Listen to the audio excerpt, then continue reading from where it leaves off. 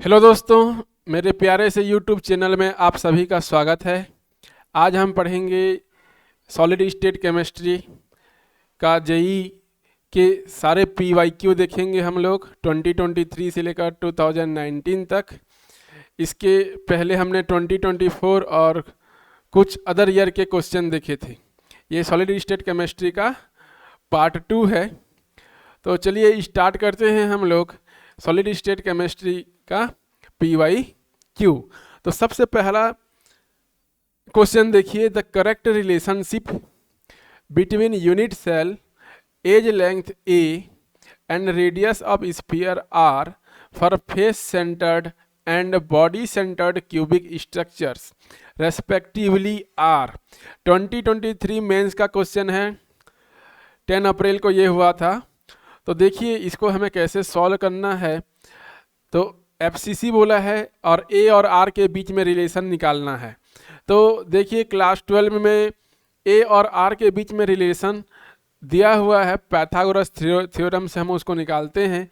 तो SCC के लिए A इक्वल टू 2R होता है, SCC के लिए A इक्वल टू 2R होता है। और जो FCC होता है, FCC के लिए A under root 2 equal to 4R होता है FCC के लिए। और यदि मैं BCC की बात करूं तो यहाँ पर A under root 3 equal to 4R होता है। तो हमें FCC का पूछा है और BCC का पूछा है, तो यहाँ पर ये आ जाएगा। लेकिन देखिए यहाँ पे A under root 3 equal to 4R BCC की यदि मैं बात करूँ, दो ऑप्शन में डायरेक्ट दिया हुआ है, A under root 3 equal to 4R, A under root 3 equal to 4R। तो या तो ये ऑप्शन होगा या तो सी होगा, या तो बी होगा या तो सी होगा। डी तो होगा नहीं हमारा, यहीं से कट गया दो ऑप्शन। अब बचे दो ऑप्शन। इन दो ऑप्शन में देखिए एक तरफ आर दिया है, एक तरफ ए का मान दिया हुआ है। तो हम लोग क्या करेंगे, इसको जो है थोड़ा सा मॉडिफाई करेंगे। जो FCC का मान दिया हुआ है इसको थोड़ा सा मॉडिफाई करेंगे। तो मॉडिफाई कैसे करेंगे, देखिए A under root 2 equal to 4R है। इसको यदि मैं मॉडिफाई करूं तो मैं यहाँ पे R की वैल्यू लिख सकता हूँ, 4 को पक्षांतर कर दीजिए, A अंडर रूट 2 अपन 4। अब यहाँ पर हमें क्या करना है, अंडर रूट 2 का गुणा करना है, A under root 2 upon 4 into under root 2 upon under root 2। थोड़ा सा मॉडिफाई कर रहे हैं, तो यहाँ पर हो जाएगा 2A upon 4 under root 2 equal to R। यहाँ पे 2 जा 4 होता है, तो यहाँ पे मैं लिख सकता हूँ A equal to 2 root 2R। इसी को मैंने मॉडिफाई किया है, देख लीजिए। इसी को यदि हम सॉल्व करेंगे, यहाँ मॉडिफाई करेंगे तो A equal to 2 under root 2R हो जाएगा। तो ये हमारा आंसर हो जाएगा A equal to 2 under root 2R। और इधर से हो जाएगा 4R equal to under root 3A। तो हमारा करेक्ट ऑप्शन हो जाएगा C। ठीक है, कैसे हुआ समझ में आया। नेक्स्ट क्वेश्चन देखते हैं। A compound is formed by two elements X and Y. X and Y. The element Y forms cubic close packed arrangement and those of elements X occupy 1/3 of the tetrahedral voids. What is the formula of the compound? ठीक है, formula पूछा हुआ है। तो हमें क्या करना है, इस प्रकार के क्वेश्चन में सबसे पहले जो इन्फॉर्मेशन दिया है उसको हम देखते हैं। X और Y से मिलकर बना हुआ है, तो Y जो है CCP प्रकार के अरेंजमेंट में है। तो देखिए सबसे पहले इधर Y लिखो और एक तरफ X लिखो। जो Y जो है CCP प्रकार का फॉर्मेशन करता है, ये मतलब FCC ही मान के चलो। जब 70 जो पैक्ड अरेंजमेंट है वो 74% से ऊपर हो जाता है, तो उसी को हम लोग CCP बोल देते हैं। तो इसके लिए Z का वैल्यू कितना निकल के आता है, 4 निकल के आता है, क्योंकि जो फेस सेंटर में 6 होता है, कंट्रीब्यूशन 1/2 होता है फेस में, और 8 इंटू 1/8 ये कॉर्नर में होता है। तो यहाँ पे जो Z वैल्यू है वो हमारा 4 निकल के आएगा। ये तो हुई Y की बात, ये तो हुई Y की बात। अब x की मैं बात करूं तो यहाँ पे बोला है x occupy 1/3 of the tetrahedral voids. Tetrahedral void का 1/3 बोला है। अब देखो जो टेट्राहेड्रल वाइट होता है वो कितना होता है, 8 होता है। इसका 1/3 बोला है कंट्रीब्यूशन, तो 8/3 और इधर है हमारा 4। तो इसको सिंपल रेशियो में अरेंज करना है। कौन से रेशियो में? सिंपल रेशियो में। y का आया है 4 और x का आया है 8/3। तो सिंपल रेशियो में गुणा भाग जोड़ घटाव जैसा भी करो, इसको सिंपलेस्ट रेशियो में कन्वर्ट करने के लिए मैं 3 से गुणा कर देता हूँ, इसको भी 3 से गुणा कर देता हूँ। तो यहाँ पे 3 कैंसल x का, और यहाँ पे 12 और यहाँ पर 8 हो गया। तो इसी को यदि मैं 4 3 जा कर देता हूँ, इसको 4 2 जा कर देता हूँ, तो y का निकल के आया 3 और x का निकल के आया 2। तो x2y3 ये हमारा फार्मूला हो जाएगा। x2y3 कहाँ पर है? x2y3 यहाँ पर है। Option number D correct answer हो जाएगा यहाँ पर, ऑप्शन नंबर डी। क्लियर है? नेक्स्ट क्वेश्चन, नेक्स्ट क्वेश्चन देखिए यहाँ पर, which of the following represent the lattice structure AO containing A2 plus A3 plus O2 minus ion. तो यहाँ पे डायग्राम दिया है, इनमें से कौन सा करेक्ट डायग्राम इस वाले आयन को रिप्रेजेंट करेगा, ये पूछा गया है क्वेश्चन में, ये सवाल पूछा गया है। तो देखिए यहाँ पर जो ये वाला आयन यहाँ पर दिया गया है, ये स्पैनल स्ट्रक्चर का सवाल है। किसका सवाल है? ये स्पैनल एवं रिवर्स स्पैनल, इस टॉपिक का यह सवाल है। तो यहाँ पे जो आयन दिया हुआ है A2 प्लस A3 प्लस और O2 माइनस, ये 3 आयन दिए हुए हैं। तो ये 3 आयन स्पैनल स्ट्रक्चर को बताते हैं। देखिए सॉलिड स्टेट केमिस्ट्री में हम लोग सोडियम क्लोराइड का स्ट्रक्चर, सीजियम क्लोराइड का स्ट्रक्चर, जिंक ब्लेंड का स्ट्रक्चर, ठीक है, स्पैनल, रिवर्स स्पैनल, पेरोव्स्काइट का स्ट्रक्चर हम लोग अलग से पढ़ते हैं कि कैटायन कहाँ पे पाया जाता है, एनायन कहाँ पे पाया जाता है। इसका जो हम स्टडी करते हैं अलग से हम लोग करते हैं। तो ये कहीं ना कहीं मेमोरी बेस्ड से भी सवाल है।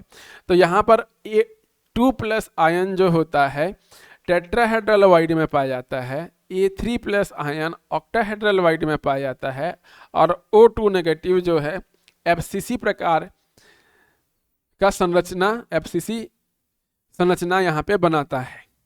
तो ये स्पैनल का एग्जाम्पल है, और इसका जो करेक्ट डायग्राम हो जाएगा यहाँ पर A हो जाएगा, A यहाँ पर हो जाएगा। तो कहाँ पर दिया है? Only A।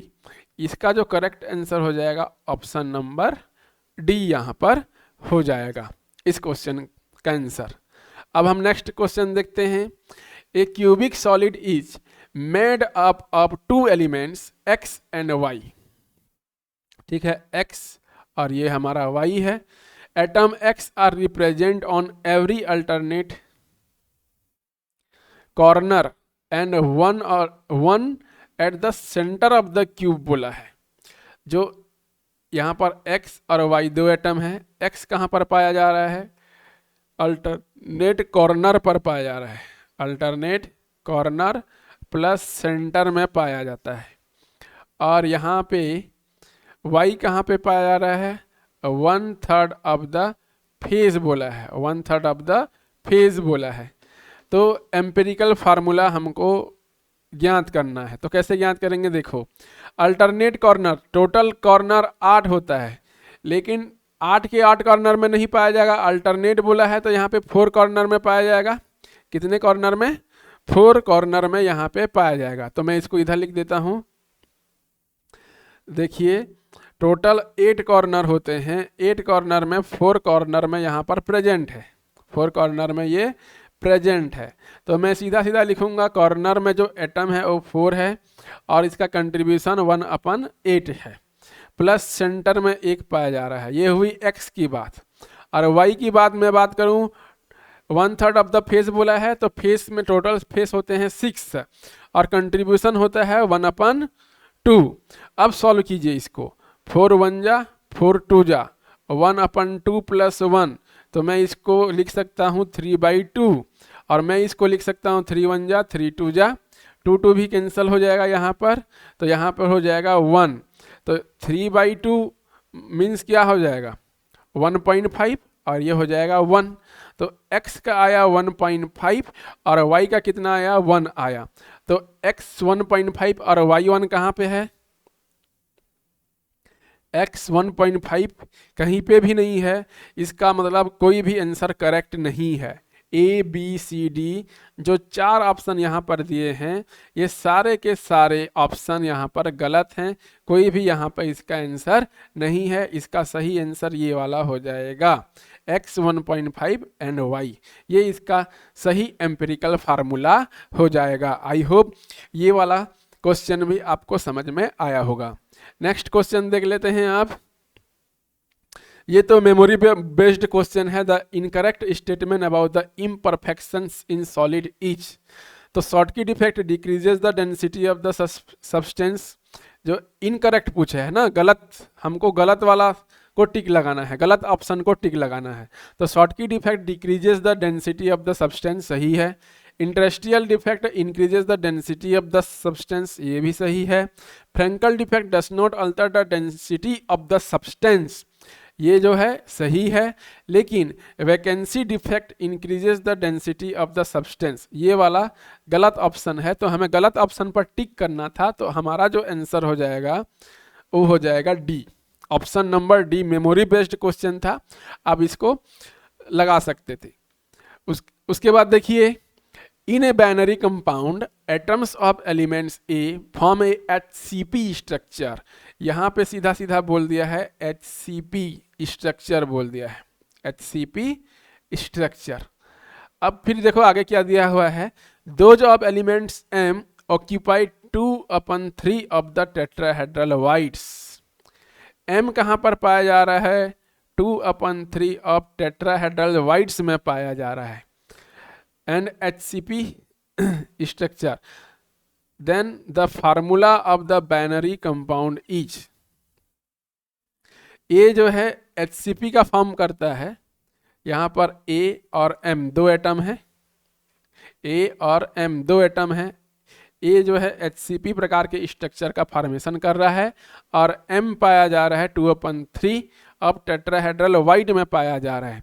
तो हम इसको कैसे सॉल्व करेंगे, देखिए इसको सॉल्व करने के लिए सबसे देखो HCP बोल दिया ना, HCP में जो Z वैल्यू होता है वो 6 होता है।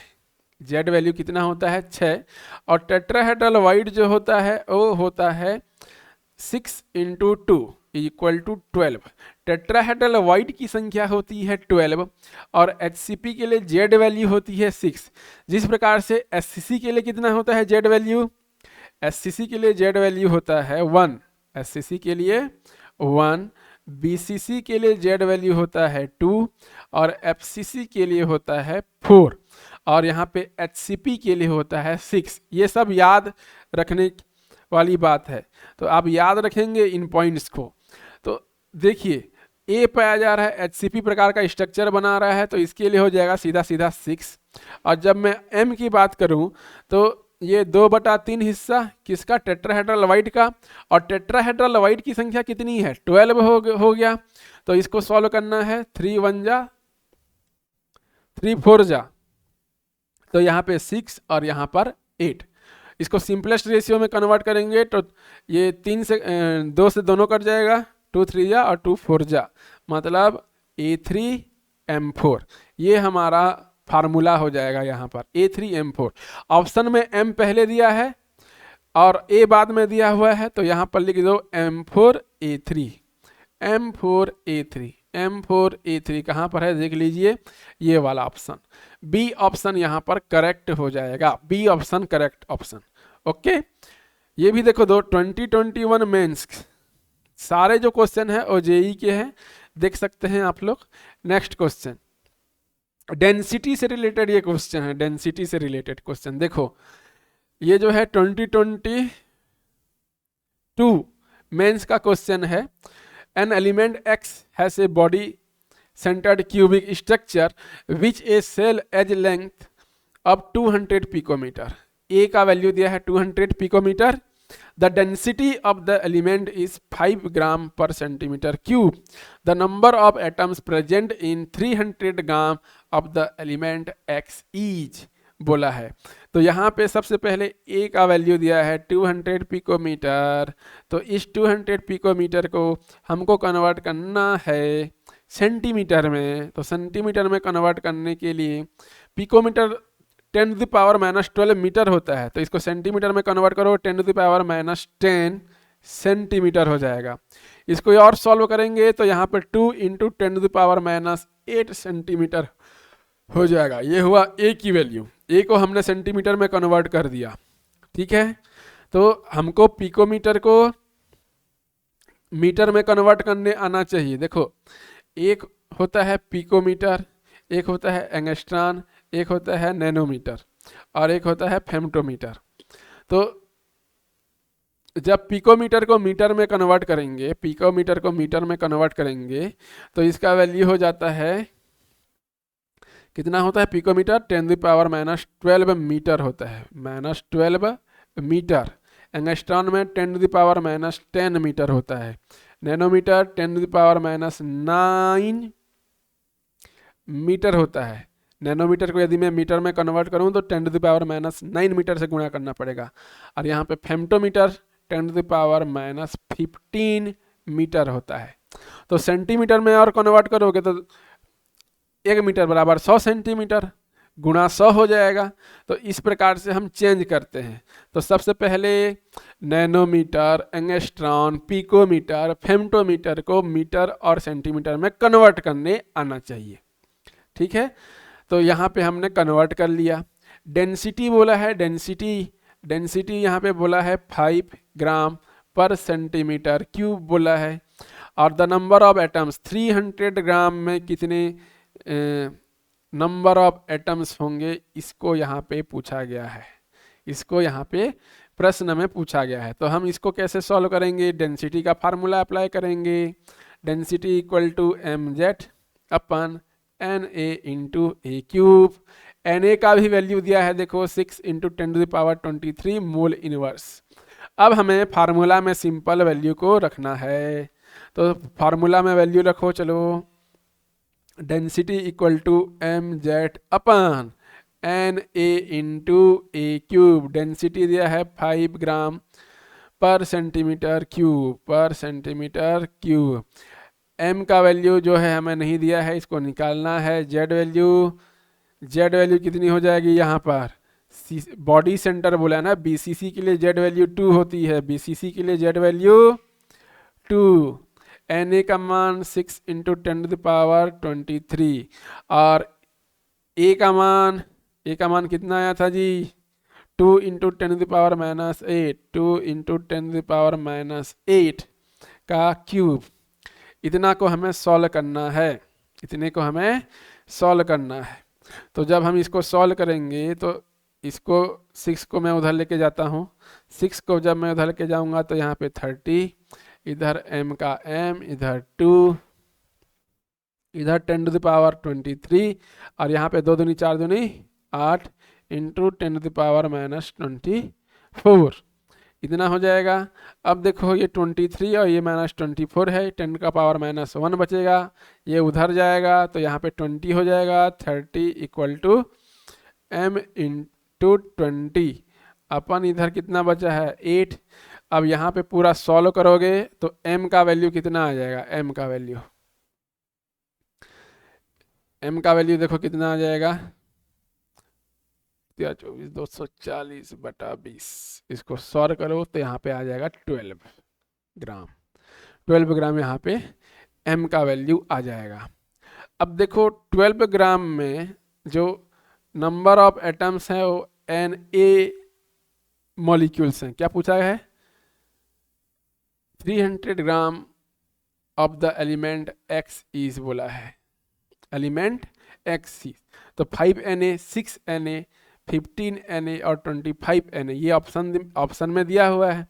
तो 12 ग्राम ऑफ जो सैंपल है उसमें Na एटम पाया जा रहा है। तो 1 ग्राम सैंपल में कितना पाया जाएगा? Na/12 और 300 ग्राम में कितना पाया जाएगा, Na/300,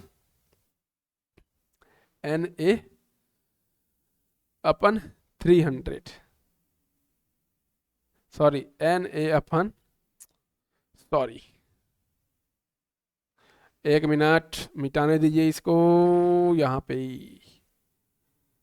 तो Na/12 × 300 इसको सॉल्व करना है हमें बस, फिर हो जाएगा 300, 3 4 जा, तो यहाँ पे 25 Na कितना हो जाएगा, 25 Na। Na को सॉल्व मत को जो कीजिए, क्योंकि यहाँ पे ऑप्शन में Na दिया हुआ है ना, Na यहाँ पर दिया हुआ है, तो उसको सॉल्व करना नहीं है। ठीक है, तो यहाँ पे 25 Na इसका आंसर हो जाएगा, मतलब ऑप्शन नंबर डी हमारा करेक्ट हो जाएगा, ऑप्शन नंबर डी करेक्ट। ये जो है 2022 का मेंस का क्वेश्चन है, देख लीजिए। उसके बाद सेम क्वेश्चन देख लो, सेम क्वेश्चन यहाँ पे, a diatomic molecule X2 has a body centered cubic structure with a cell edge of 300 picometer. The density of the molecule is इतना, तो the number of molecules present in 200 gram of X2 is बोला है, 200 ग्राम number of molecules पूछा है, option भी same दिया हुआ है। तो जैसा मैंने किया था सेम आपको वैसा यहाँ पे करना है, सेम टोटल, कुछ भी यहाँ पे अंतर नहीं है। एक बार आप लोग ट्राई करके देखना इसको, इस क्वेश्चन को आप एक बार खुद ट्राई करेंगे और कितना आएगा बताना कमेंट्स में। एक बार आप खुद ट्राई करेंगे इसको, जैसा मैंने पहले किया था वैसे ही हमको करना है, सेम प्रोसीजर यहाँ पे अप्लाई करना है, तो आप उसको एक बार देखेंगे। उसके बाद देखो, the ratio of number of atoms present in a simple cubic, body centred cubic and face centred cubic structure are respectively बोला है। तो नंबर ऑफ एटम्स मैंने अभी आपको इसके पहले वाले क्वेश्चन में आंसर बताया था। एससीसी के लिए जो जेड एटम होता है वो 1 होता है, बीसीसी के लिए यहाँ पर 2 होता है, और एफसीसी के लिए यहाँ पर जो होता है 4 होता है। तो रेस्पेक्टिवली बोला है, तो यहाँ पे 1 2 एंड 4, 1:2:4 यहाँ पे इसका आंसर हो जाएगा। कहाँ पर है, option number B, option number B इसका करेक्ट आंसर हो जाएगा। मेमोरी बेस्ड क्वेश्चन था ये, ठीक है, ये वाला क्वेश्चन मेमोरी बेस्ड क्वेश्चन, तो आप लोग देखेंगे इसको। Next question, which primitive unit cell has unequal edge length, A not equal to B not equal to C and all axial angles different from 90 degree. देखो, जब हम क्लास 12 का book देखते हैं, तो जो क्रिस्टल क्लास है, 7 क्रिस्टल क्लास को 7 पार्ट में डिवाइड, 7 पार्ट्स में यहाँ पे डिवाइड किया गया है। एक टेबल वहाँ पर है, टेबल, उस टेबल का यहाँ पे क्वेश्चन है, और मेमोरी बेस्ड क्वेश्चन है, ये मेमोरी बेस्ड क्वेश्चन है। वह टेबल यदि आपको याद है, 7 क्रिस्टल क्लास का टेबल यदि आप है, तो इसको आप आसानी से लिख सकते हो, बता सकते हो इसका आंसर। तो यहाँ पे जो करेक्ट ऑप्शन है वो डी हो जाएगा, क्योंकि यह मोस्ट अनसिमेट्रिकल ग्रुप होता है, मोस्ट अनसिमेट्रिकल क्लास होता है। तो उस टेबल को आपको याद करना है, हमको याद करना है। टेबल यदि हमें याद है तो इसका आंसर बन जाएगा। मेमोरी बेस्ड क्वेश्चन था, तो इसका आंसर भी ट्राई क्लिनिक हो जाएगा। तो आई होप जो है ये सारे PYQ आप लोगों को समझ में आया होगा। इसी प्रकार से हम लोग आगे इस तरह से बढ़ते जाएंगे, डे बाय डे जो है हम लोग जेई और नीट के जो PYQ है उसको हम लोग सॉल्व करते जाएंगे। तो मेरे साथ यूँ ही आप जुड़े रहिए, धीरे धीरे कॉन्सेप्ट भी क्लियर होगा, और धीरे धीरे हम लोग PYQ को भी धीरे धीरे ख़त्म करेंगे। तो आज के लिए बस इतना ही दोस्तों। पसंद आया हो तो चैनल को लाइक कीजिए, सब्सक्राइब कीजिए। Thank you.